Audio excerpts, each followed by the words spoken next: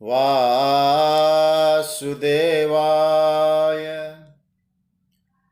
कृष्णाय वासुदेवाय हरे परमात्मने प्रणतक्लेशनाशाय गोविन्दाय नमो नमः।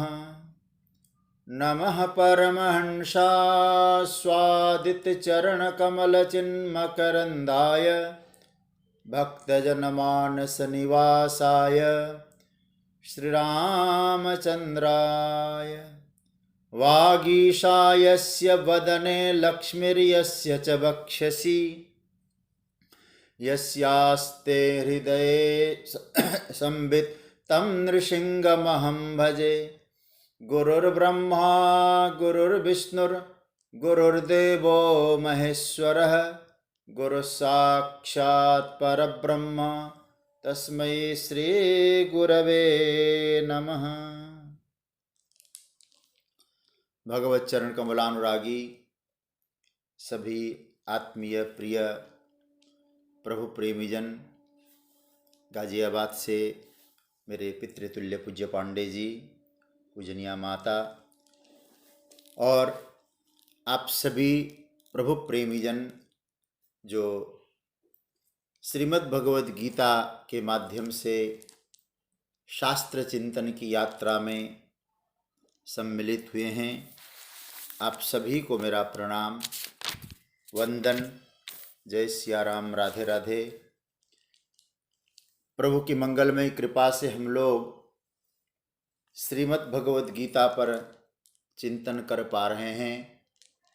कल ऐसा लग नहीं रहा था कि सहज रूप से कार्यक्रम पूरा हो जाएगा, क्योंकि कुछ व्यापक स्तर पर कार्यक्रम चला। तो फिर मैंने वो मूर्ति प्रतिष्ठा थी, मूर्तियों की यात्रा में ही इतना लग रहा था कि बहुत असुविधा हो जाएगी। तो मैंने मनोज भैया से निवेदन किया, तो उन्होंने फिर सहर्ष मुझे कहा कि ठीक है, आज आप अवकाश रख लें। तो आज पुनः हम लोग इस यात्रा में हैं और आज सद्भाग्य है कि हम लोगों को फिर बाद में पूज्य पांडे जी का आशीर्वाद भी प्राप्त होगा। आइए, परसों की चर्चा में हम लोगों ने ये दिन चिंतन किया था कि जितने भी सद्गुण होते हैं, और सद्गुण इसीलिए मैं कह रहा हूँ, ज्ञान के साधन जो अमानित्वादि जो सद्गुण है, वो सद्गुण प्राकृतिक नहीं होते हैं।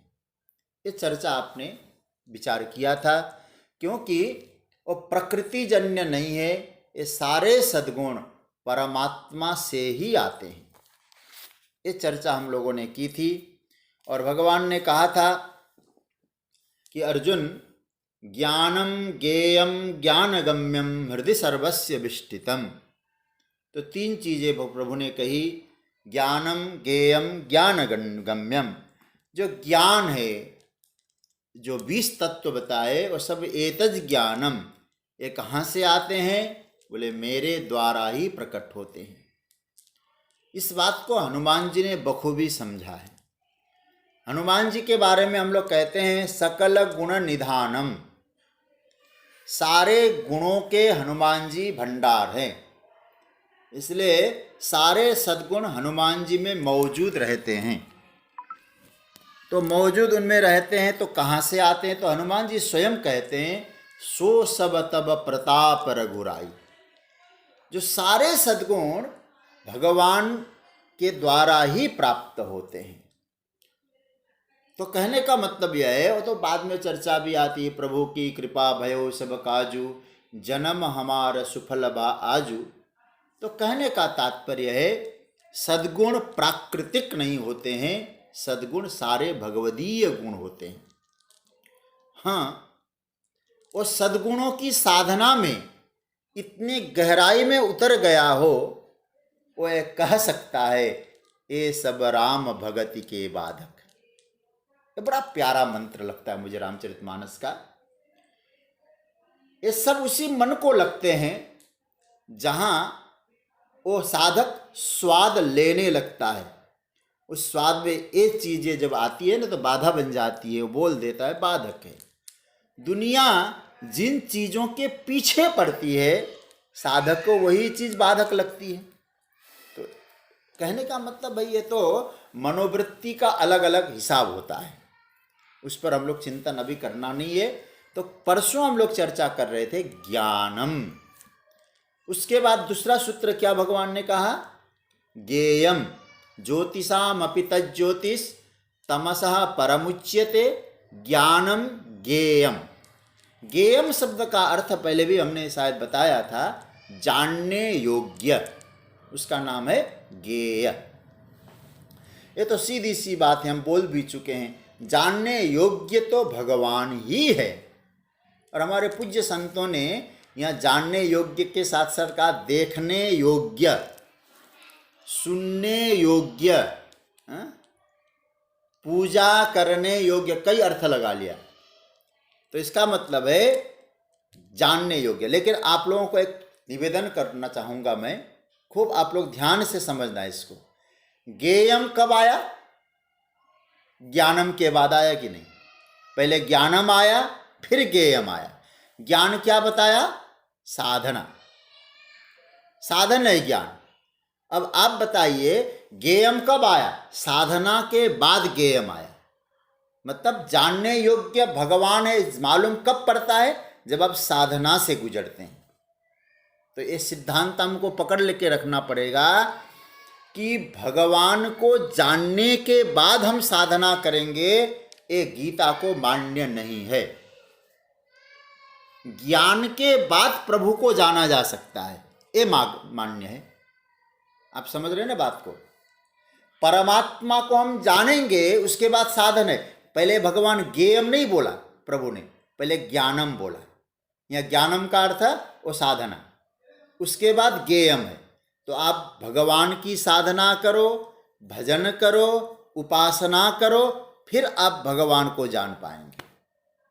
तो मैं पहले भी आप लोगों को संकेत में कहा हूं ना, भगवान को जानने के बाद भजन करेंगे ये नहीं चलेगा हमारे यहाँ, तो साधन नहीं बनेगा ये। तो ज्ञेयम कौन है? कहा कि ज्ञेयम भगवान है। कैसे मालूम पड़ा? ज्ञान से मालूम पड़ा, साधना से मालूम पड़ा कि जानने योग्य भगवान ही है। तो ज्ञान पूर्वक ज्ञेय है। उस वाटिका का बहुत प्यारा प्रसंग मुझे स्मरण में आ रहा है। और जब जानकी जी उस वाटिका में पहुंचती है तो उस वक्त एक सखी उनका साथ छोड़ के चली जाती है। राम जी को देख के लौट के जब आती है ना, तो उस वक्त क्या होता है, राम जी को देख के जब लौट के आई तो बड़ा सुंदर कहा कि देखो चलो वहाँ। किसको? बोले एक ऐसा व्यक्तित्व है। क्या कहती हो? कि अवश्य देखी हैं देखन जोगु। देखन जोगु, देखने योग्य है, उसको देखना है। उसको देखा तो फिर दुनिया देखने लायक नहीं है। तो कहने का मतलब ये हुआ, उसे जाना तो जानने के लिए शेष नहीं है, उसे देखा देखने के लिए कोई बचा नहीं। हम लोग जब जाएंगे ना 15वें अध्याय में, भगवान इस बात को स्पष्ट कर देंगे। अरे अर्जुन, वेदैश्च सर्वैरहमेव वेद्य, 15वां अध्याय, और उस श्लोक है 15वां। क्या कहते हैं? संपूर्ण शास्त्रों के द्वारा जानने योग्य कौन है? अहम, मैं हूं। और जो जान जाता है सब कुछ जान जाता है। और इसी अध्याय के 19वें श्लोक में भगवान कहते हैं, 15वें अध्याय, यो मामेव सम्मूढ़ो जानाति पुरुषोत्तमं स सर्वविद भजति माम सर्वभावेन भारत। वो सब कुछ जानने वाला हो जाता है। तो भगवान कहते हैं ज्ञानम ज्ञेयम। समझ रहे हैं ना? और तीसरा सूत्र भगवान यहां दे रहे हैं, ये बड़ा प्यारा मंत्र है, ज्ञानगम्यम। ज्ञानगम्य मतलब इस ज्ञान के द्वारा जो वस्तु जानी जाएगी अर्जुन, वो वस्तु कोई और नहीं होगी, मैं ही होऊंगा। आई समझ में? ज्ञानगम्य, ज्ञानेन गम्यम, उस ज्ञान के द्वारा वस्तु जो जानी जाएगी वो वस्तु और कोई नहीं, मैं ही हूं। अच्छा महाराज, एक प्रश्न और करें, चौथी पंक्ति पर पकड़। ज्ञानम ज्ञेयम ज्ञानगम्यम, ज्ञानम अमानित्वादि 20 साधन, ठीक है। ज्ञेयम क्या हुआ? परमात्म तत्व। और ज्ञानगम्यम, उस ज्ञान गम्य मतलब उन 20 तत्व के द्वारा, 20 साधन के द्वारा जाने योग्य, जानने योग्य, जिनको जाना जाता है। अच्छा महाराज, अब उसका एड्रेस बता दीजिए, और रहता कहाँ है? आहा, हृदि सर्वस्य विष्टितम। ये इतना प्यारा मंत्र है ना, इसको आप गहराई में जाके चिंतन कर लेना। मैं तो केवल ऊपर ऊपर की चर्चा आपके सामने रखूंगा। हृदि, हृदि शब्द का अर्थ होता है सप्तमी। सप्तमी का अर्थ क्या हुआ? अधिकरण। जैसे मैं कहूं ये जो घड़ी कहाँ है, तका कि हस्ते हाथ में है, तो हाथ क्या हुआ? इस घड़ी का अधिष्ठान हुआ कि नहीं?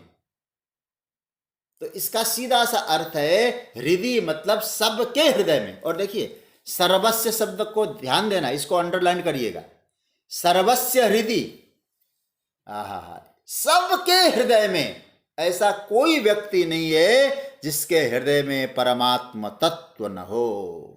वो सबके हृदय में निवास करता है। हम लोगों ने इसी अध्याय के 13वें मंत्र में क्या पढ़ा था? सर्वमावृत्य तिष्ठति। आप तुरंत पकड़ लेना चाहिए। देखो, सर्वमावृत्य तिष्ठति 13वें मंत्र में कहा, और यहां क्या कहा?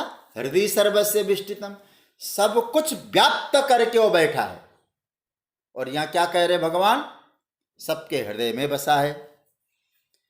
किसके हृदय में? तो शंकराचार्य भगवान ने बहुत बढ़िया सूत्र दिया, सर्वस्य प्राणिजातस्य हृदि बुद्धो विष्टितम विशेषेण स्थितम। भाष्य में आया, क्या बढ़िया बात कही। कहते हैं वो परमात्मा तत्व ऐसा है सबके हृदय में विष्टितम रहता है। सबके मतलब किसको? कौन से सबके? सर्वस्य प्राणी जातस्य, संपूर्ण प्राणी मात्र के। अब यहां शंकराचार्य ने तो दूसरा अर्थ किया भाई। हृदय शब्द का अर्थ उन्होंने कहा बुद्धौ, क्योंकि ज्ञान कहां है? बुद्धि में। तो बुद्धिगत ज्ञान ही तो बुद्धिगत अज्ञान को काटता है। ये आप जानते हैं ना, बुद्धि में जो अज्ञान है वो कौन काटेगा? बुद्धि का ज्ञान ही बुद्धि के अज्ञान को काटेगा। तो कहते हैं कि अब अज्ञान कटा, ज्ञान आया, तो परमात्मा तत्व का अनुभव हुआ। अनुभव कहां होगा? बुद्धि को होगा। ये भाष्यकार का मत है। मतलब क्या कहना है? भगवान कहना चाहते अर्जुन, सबके हृदय में मैं रहता हूं। किसी में बुद्धि कम हो सकती है, लेकिन परमात्मा कम नहीं है। किसी में सद्गुण ज्यादा कम हो सकते हैं, लेकिन परमात्मा सब में समरूप से रहता है, सबके दिलों में रहता है। अतः उसको खोजने के लिए भगवान हमको इसीलिए कहना चाहते हैं, दूर जाने की जरूरत नहीं। प्रभु को पाने के लिए आप कहीं दूर न जाएं, वो हमारे पास है। और बहुत सुंदर सूत्र है, वह उसका स्वरूप है। इसलिए ध्यान देना, विष्टितम शब्द है। सबके हृदय मतलब हृदय में विष्टितम। विष्टितम अर्थ क्या है? प्रतिष्ठितम। अब यहां देखो, कहां रहता है? बोले हृदय में। अच्छा, हृदय कहां है? बोले देह में। देह क्या है? आज थोड़ा दूसरे रूप में समझना। देह को कहा हमारे शास्त्रों ने एक जगह, देहो देवालय प्रोक्त। देह क्या हुआ? देवालय। देवालय मतलब मंदिर। देह हुआ मंदिर। उस देह का सिंहासन है हृदय, और उस सिंहासनासीन कौन है? भगवान कहते मैं हूं। क्या बढ़िया यह सूत्र मुझे लगता है। परमात्मा भीतर है, अतः स्वयं को देखो, स्वयं में देखो, और उसके लिए बैठने का सिंहासन सजा के रखो। रावण, हनुमान जी क्या कहते रावण से? रावण, तेरे पास बहुत कुछ हो सकता है, लेकिन एक काम कर, राम चरण पंकज उर धरहु। भगवान राम को अपने दिल में बसा ले। अब यहां देखना जरा, रावण ने कहा तुझे किसने सिखाया? बोले मेरी मां ने सिखाया। क्या कहा? रघुपति चरण हृदय धरी तात मधुर फल खाऊ।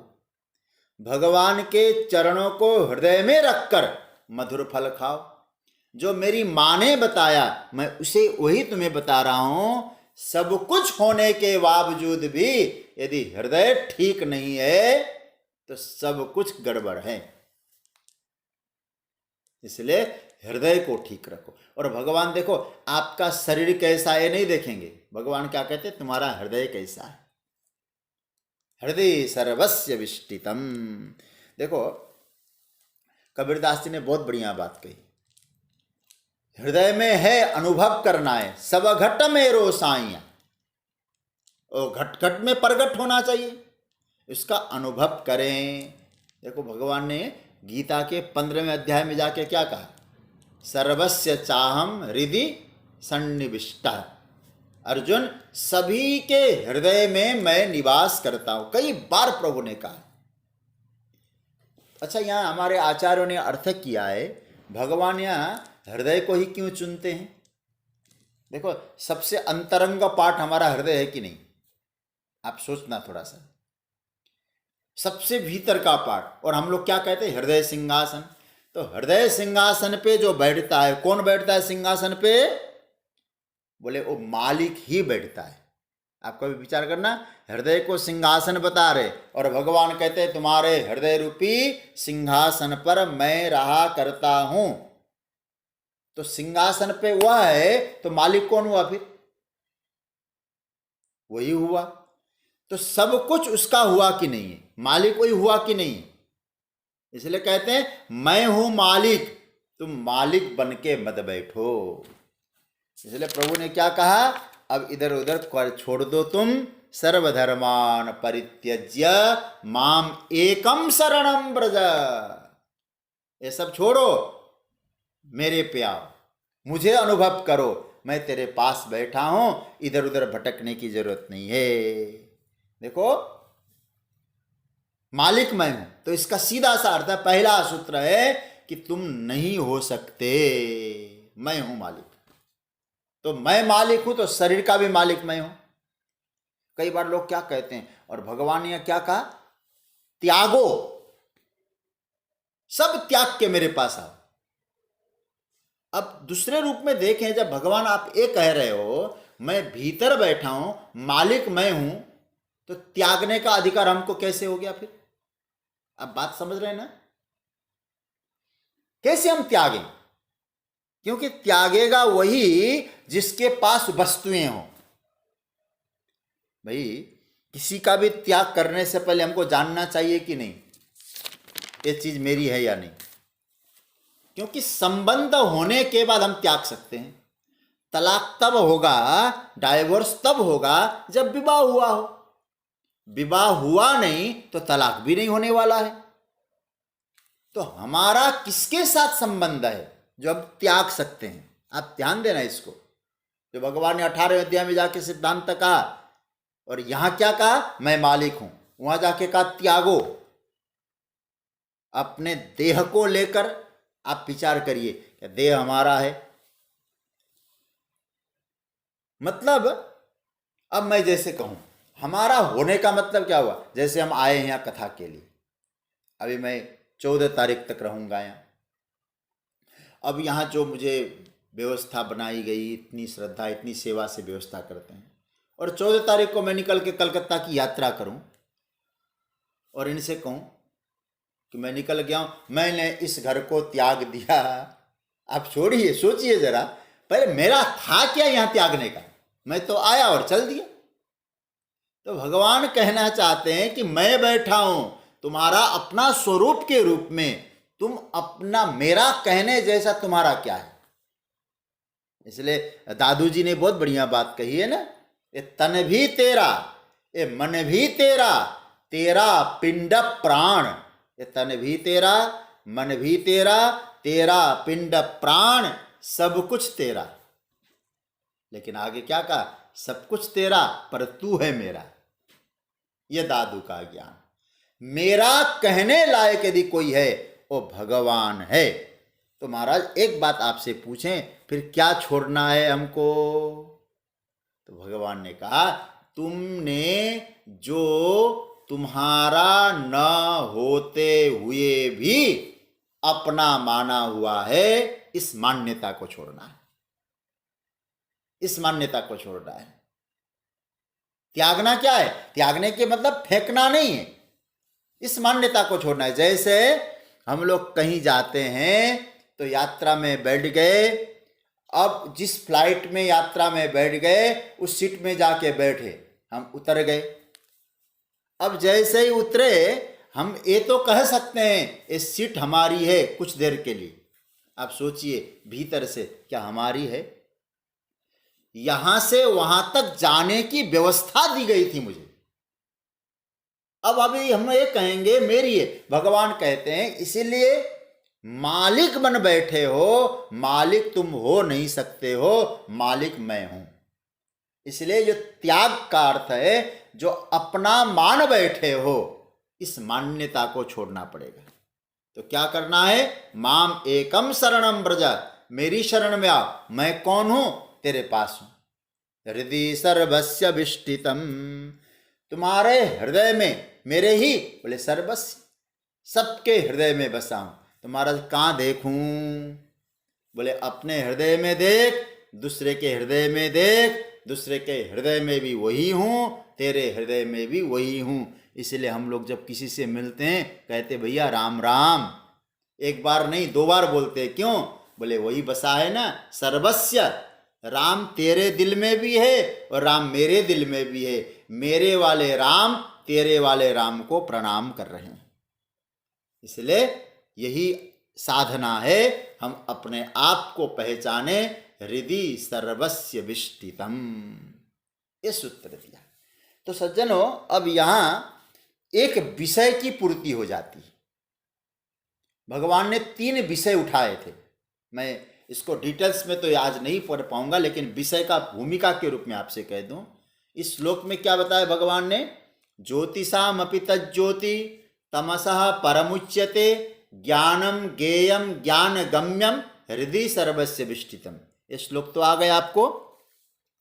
अब देखना है, अब ज्ञान का फल क्या है? फिर भगवान ने 3 बात बताई अब तक, वो इसको भगवान स्पष्ट करेंगे। क्या क्या बताया भगवान ने? क्षेत्र के बारे में बताया, ज्ञान के बारे में बताया और ज्ञेय के बारे में बताया। यही 3 तो बात उठाई थी ना ठाकुर जी ने। तो भगवान कहते हैं अब मैं इस विषय का उपसंहार कर रहा हूं। कैसे कर रहे हैं देखिए जरा। आइए ये 18वां श्लोक देख लें एक बार, जिससे कि ये विषय का जो प्रभु ने प्रतिपादन किया उसको देख लेते हैं। भगवान कहते हैं इति क्षेत्रम तथा ज्ञानम ज्ञेयं चोक्तम समासतः मद्भक्त एतद् विज्ञाय मद्भावायोपपद्यते। हा अर्जुन, ये तुमने जान लिया, इसका फल बता रहा हूं। ये तीनों को जानना पड़ेगा पहले। क्या क्या जाने सरकार? इसका जरा अर्थ देख लीजिए। इति क्षेत्रम तथा ज्ञानम च ज्ञेयम समासतः उक्तम मद्भक्त एतद् विज्ञाय मद्भावाय उपपद्यते। इसका अर्थ क्या है? इति क्षेत्रम, इस प्रकार। इति शब्द का अर्थ है इस प्रकार, क्योंकि भगवान ने शुरुआत में क्या कहा था? देखिए, पहले क्षेत्र की चर्चा करी भगवान ने। क्या क्या क्षेत्र में क्या क्या आया? एतत् क्षेत्रम, 6ठा श्लोक। एक क्षेत्र है, महाभूतान्य अहंकारों से 2 श्लोकों में क्षेत्र का वर्णन किया है भगवान ने। इति क्षेत्रम, और भगवान एकदम उसी तरह से ले रहे हैं। इति क्षेत्रम, इस प्रकार से क्षेत्रम। चलो इसका अर्थ पहले बता देते हैं। इति क्षेत्रम तथा ज्ञानम, इस प्रकार क्षेत्र और ज्ञान, च और ज्ञेयम, ज्ञेय को, समासतः उक्तम, बहुत संक्षेप करके कहा गया। मद भक्त, जो मेरा भक्त होगा ना अर्जुन, एतद विज्ञाय, इन तीनों को अच्छी तरह से जानकर, तत्व से जानकर, मदभावाय उपपद्यते, मेरे भाव को प्राप्त हो जाता है। मतलब क्या हुआ? ये तीन को जानेगा तो समासता मैंने बताया, फिर वो मेरा भक्त मेरे भाव को उपलब्ध होता है। देखो यहां तो भगवान ने यहां जो शुरुआत में क्या कहा था, मैं तुमको संक्षेप में बताऊंगा। देखो अब यहां आप लोगों ने गीता ध्यान से पढ़ाई है, छठे श्लोक में भगवान ने क्या कहा था, एतत् क्षेत्रम समासेन, और उसी समासेन यहां भगवान ने क्या कहा 18वें श्लोक में, समासतः। देखो समासेन समासतः, संक्षेप में कह रहा हूं, और वहां भी उपसंहार करते समय कह दिया। हमारे पूज्य पांडे जी कहते हैं ना कि पूर्वापर संबंध होना चाहिए। देखिए क्या गजब का पूर्वापर संबंध है।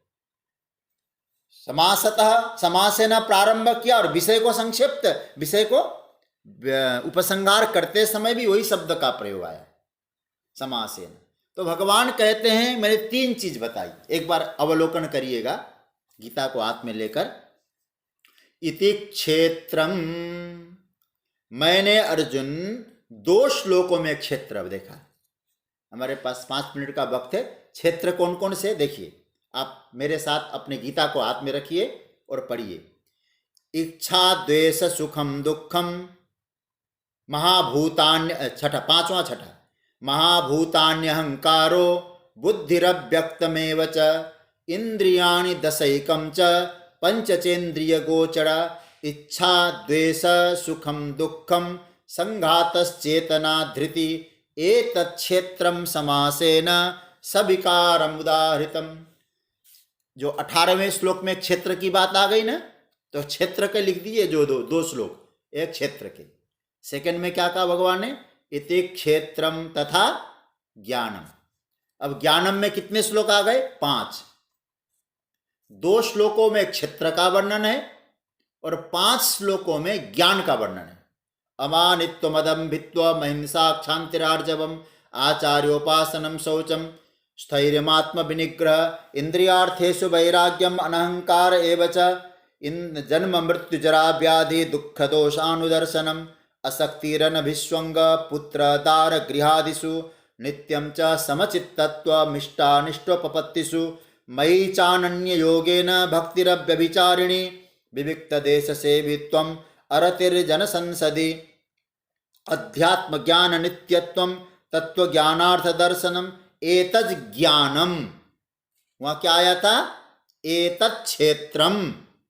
पकड़ रहे हैं ना बात को, मतलब एक जो सब्जेक्ट है ना वो पूरा हो रहा है, फिर अब दूसरा विषय परिवर्तन आएगा, तो उस सब्जेक्ट को कैसे समापन कर रहे हैं ठाकुर जी। एतत् क्षेत्रम और क्या कहा, एतज ज्ञानम। तो अब मिलाते जाइए, इति क्षेत्रम तथा ज्ञानम। अब भगवान फिर ज्ञेय की चर्चा कर रहे हैं। क्या, कौन सा ज्ञेय, ज्ञेयम यत्तत् प्रवक्ष्यामि। अब इसमें तीसरी प्रतिज्ञा, यज्ञात्वा मृतमश्नुते अनादिमत परम ब्रह्म न सत्तन्न सदुच्यते। और सर्वतः पाणिपादम तत्सर्वतोक्षिशिरोमुखम सर्वतः श्रुतिमल्लोके सर्वमावृत्य तिष्ठति सर्वेन्द्रिय गुणाभासम सर्वेन्द्रिय विवर्जितम असक्तम सर्वभृच्चैव निर्गुणम गुणभोक्तृ च बहिरन्तश्च भूतानाम अचरम चरमेव च सूक्ष्मत्वात् तद्विज्ञेयं दूरस्थं चान्तिके च तत् अविभक्तं च भूतेषु विभक्तमिव च स्थितं भूतभर्तृ च तज्ज्ञेयं ग्रसिष्णु प्रभविष्णु च ज्योतिषामपि तज्ज्योतिस्तमसः परमुच्यते ज्ञानम गम्य ज्ञेयम ज्ञान गम्यम हृदय सर्वस्य विष्टितम। ज्ञानम ज्ञेयम, एक ज्ञेय की चर्चा है। तो भगवान एक ज्ञेय में कितने श्लोक आ गए, तो ज्ञेय में आ गए 12, 13, 14, 15, 16, 17। ये श्लोक है ज्ञेय के बारे में बताया। तो कितने हो गए, 1, 2, 3, 4, 5 और 6 श्लोकों में भगवान ने ज्ञेय की चर्चा की। 5 श्लोकों में ज्ञान की चर्चा की और 2 श्लोकों में क्षेत्र की चर्चा की। 6 5 11, 12 13। ठीक है, 1 1 2 3 4 5 6, 6 5 11 12 13 श्लोकों में भगवान ने क्षेत्र की, ज्ञान की और ज्ञेय की चर्चा की। तो भगवान उस प्रतिज्ञा जो की थी ठाकुर जी ने, उस प्रतिज्ञा को यहाँ पूरा कर रहे हैं। हे अर्जुन, अब मैंने जो 3 बात कही थी, वो 3 बात क्या क्या? इति क्षेत्रम, एतज क्षेत्रम, एतज क्षेत्रम बताया, एतज क्षेत्रम, एतज ज्ञानम, और फिर भगवान कहते इति क्षेत्रम तथा ज्ञानम ज्ञेयम चोक्तम समासतः। मैंने संक्षेप में तुम्हारे सामने बात रख दी। अब महाराज, जिसने तीनों को जान लिया उसका फल क्या होगा, फायदा क्या है? भगवान ने कहा कायदा तो मैंने बता दिया, ये है कायदा समझने का। और इसका फायदा क्या है? मद भक्त, ये बड़ा प्यारा सूत्र है। भक्त का अर्थ होता है जुड़ना, मद जो मुझसे जुड़कर, एतद इन तीनों को, विज्ञाय जान लेता है, जानने के बाद मद भावायोपपद्यते, और मेरे भाव को प्राप्त होता है, भगवत भाव को उपलब्ध होता है। भाव की चर्चा गीता में कई जगह आई, तो उसकी चर्चा भी हम करेंगे। तो यहाँ भगवान ने एक विषय को एक तरह से फिर पूरा किया। सेकंड जब विषय आएगा 19वें श्लोक में, हालांकि 18वां श्लोक का जो मद भक्त की चर्चा हम लोग करेंगे जब परसों मिलेंगे हम लोग, तो यहाँ फिर 19वें श्लोक से भगवान ने एक नया विषय सामने रख दिया है।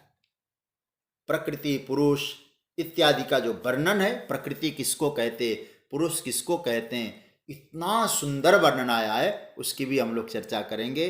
तो अब गीता में 3 विषयों को यहाँ उपसंहार किया है, नोट करके रखना। क्षेत्र का, ज्ञान का और ज्ञेय का विषय पूरा हो गया।